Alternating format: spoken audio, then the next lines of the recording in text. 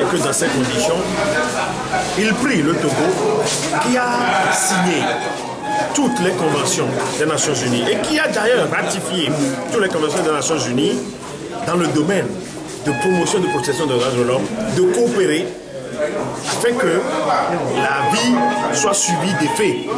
C'est ce que le groupe du travail a dit. Nous sommes fiers de cette décision et nous ne pouvons que nous en féliciter. Et vous pensez que le pouvoir togolais va exécuter? Mais vous savez, une chose est de rendre la vie, une autre chose est de voir l'État togolais respecter cet avis. Si l'État togolais s'enfermait dans sa logique à ne pas libérer Paquet Nassibé, nous sommes dans le Conseil des Nations, on verra ce que ça va donner. Dans tous les cas, ce qu'il faut savoir, c'est que on a prié l'État togolais de libérer sans attendre M. Paquet Nassibé.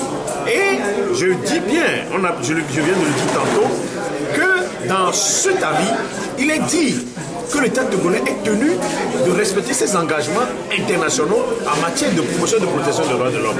Dans ces conditions, notre souhait le plus ardent, c'est que le Togo ne fasse pas en sorte que les Nations Unies l'indexent, parce que ça ne fait pas une bonne image pour notre pays, mais de se conformer à cet avis, et ce serait justice.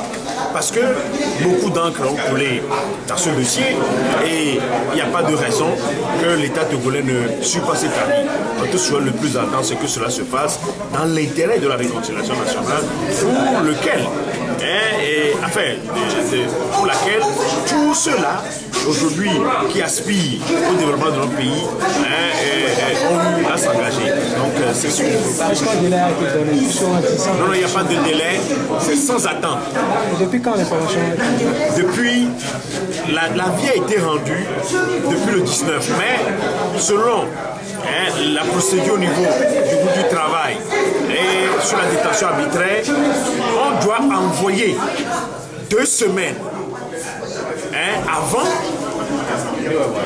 de le faire connaître à la partie lésée, la décision, bien l'avis. Donc, c'est-à-dire que s'il faut compter les 2 semaines à partir du 19, donc je crois que c'est déjà rempli. Et dans ces conditions, il n'y a pas de raison que le Togo ne réagisse pas. Notre souhait le plus ardent, c'est que le Togo réagisse. Sinon, nous avons reçu la décision avant-hier. Donc je dirais même que c'est hier que nous avons eu à avoir ça dans notre boîte électronique. Alors,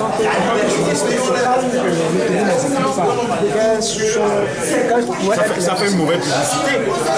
Ça fait une mauvaise image. Ça fait une mauvaise publicité. Et notre souhait, c'est que cette publicité mauvaise-là n'entache pas la renommée des institutions de notre pays. Vous voyez, ce qu'il faut savoir, c'est des gens qui incarnent les institutions. Et si ces gens se comportent mal, c'est l'institution qui reçoit le coup.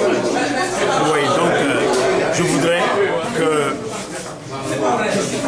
la volonté politique prévale sur les intérêts personnels et qu'il faut libérer ces messieurs, ce serait une bonne chose. Alors maître, croyez-vous que la Cour de la CEDEAO serait de même avis que le groupe des Nations Unies? Mais vous savez, dans le dossier Agba Bertin, le groupe du travail sur la détention arbitraire avait rendu le même avis, pratiquement. Et ça a beaucoup joué dans la libération, avant même que le dossier ne soit connu par la Cour de la communauté CEDEAO. Nous pensons que la même chose se fera et nous pouvons que nous en féliciter au moment venu. Merci. Merci beaucoup.